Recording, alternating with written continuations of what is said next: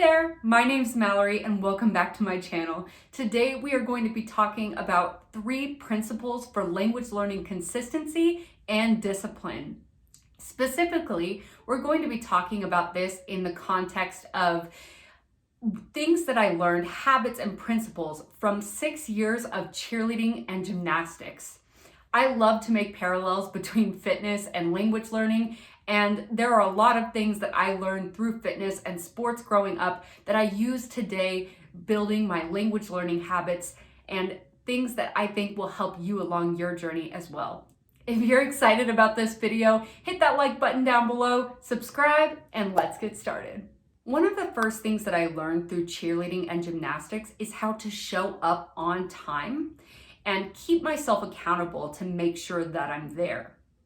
Although there is a schedule and coaches and other teammates are making sure that you're there on time, you really have to be accountable for yourself. And showing up on time is essential. In these sports, and I'm sure in other sports too, but definitely from my experience in these sports, if you are not on time to practice, there is a good chance that one of 2 things is going to happen. One, either the coach is going to be upset and make you do some exercises before practice even starts, whether that's a whole bunch of burpees, push-ups, sit-ups, it varies. Sometimes you run laps.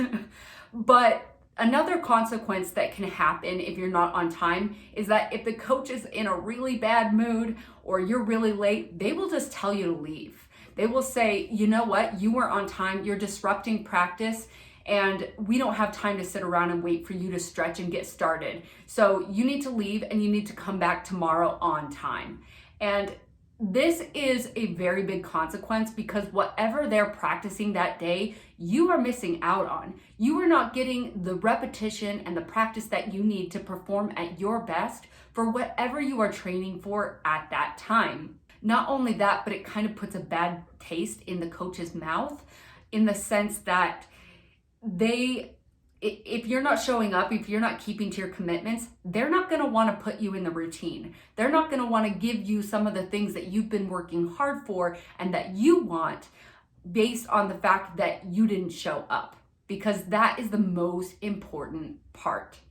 When it comes to language learning, showing up is just as important. Sometimes we don't want to show up. Sometimes it's early in the morning and getting out of bed and getting there is a struggle.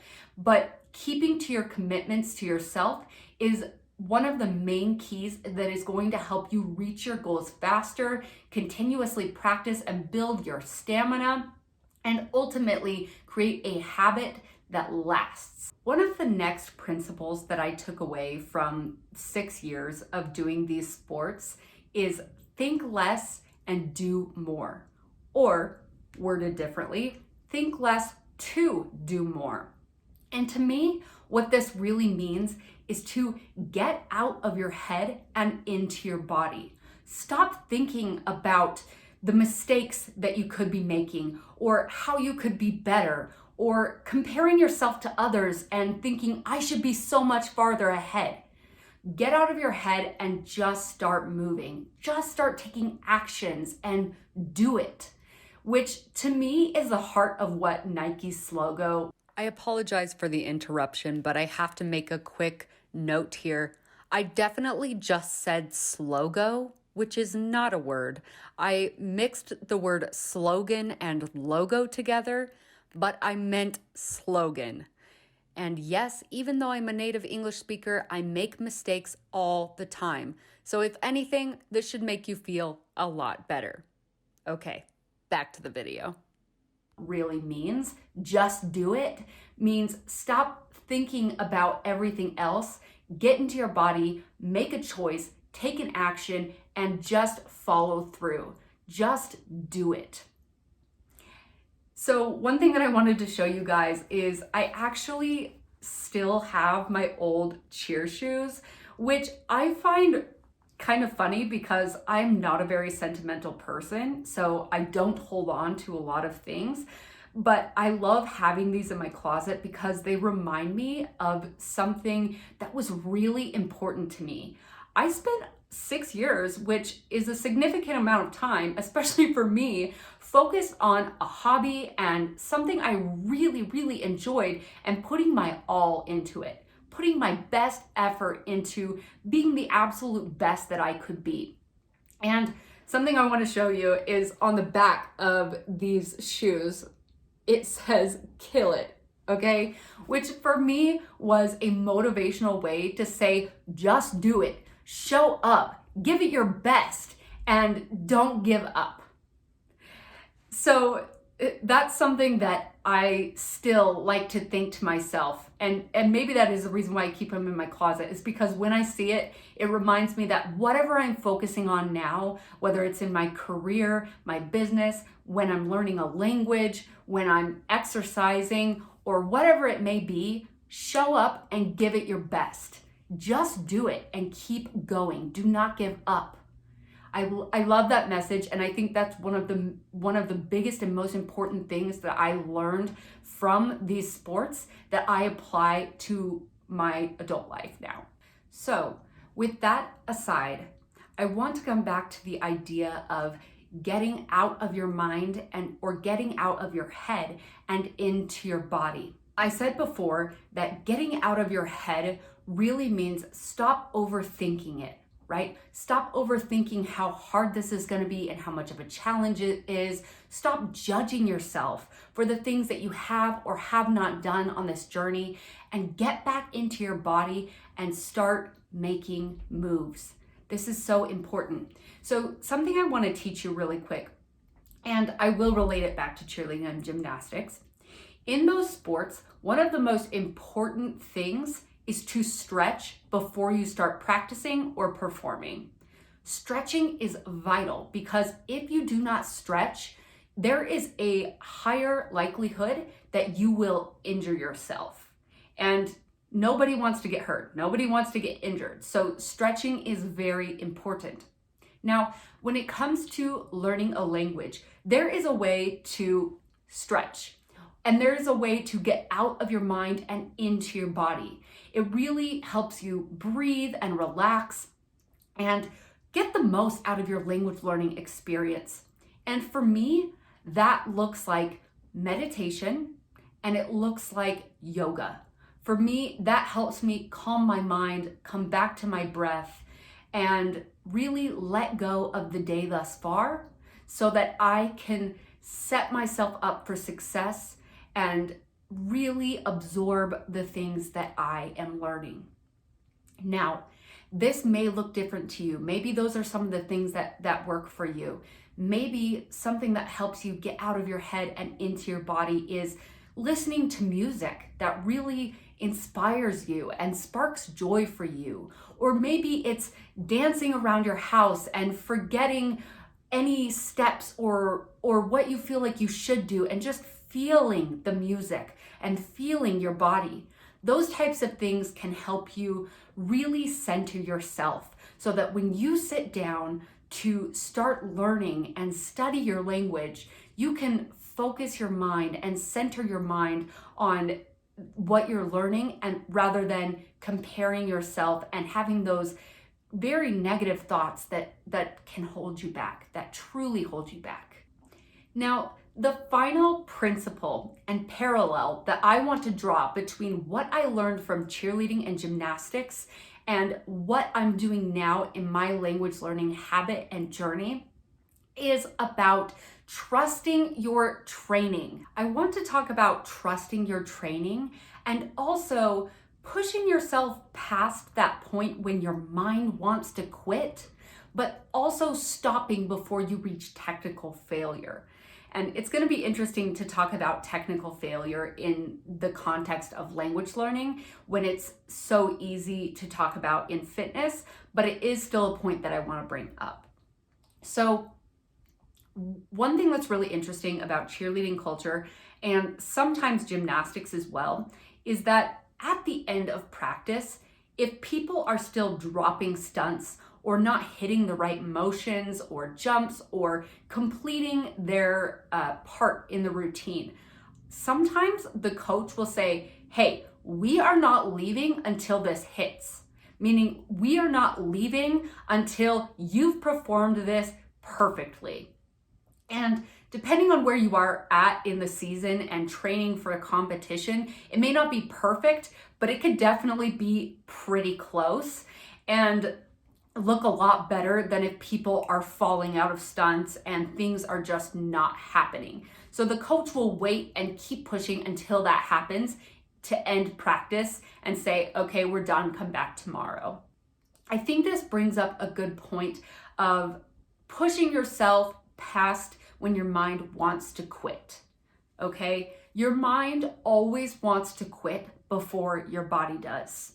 And when it comes to exercise, this means that you're starting to exercise and you're like, I'm tired. I don't want to do this anymore. I'm sore, whatever. But that doesn't mean that your body can't keep going. It might just mean that you need to take a 30-second break and then come back to it, and you can keep pushing yourself. And when you push yourself, that is when you get stronger.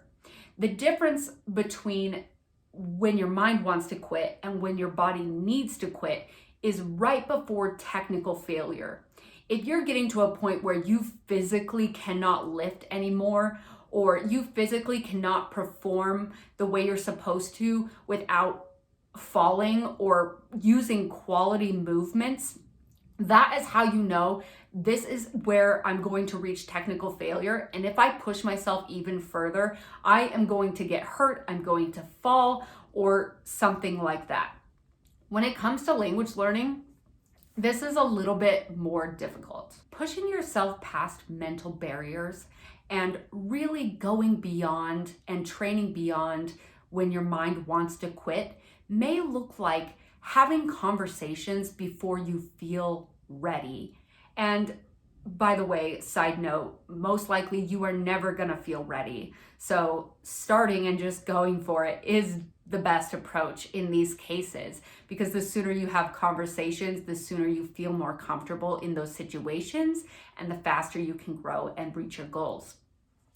It also may look like using materials that are more at an adult level, okay?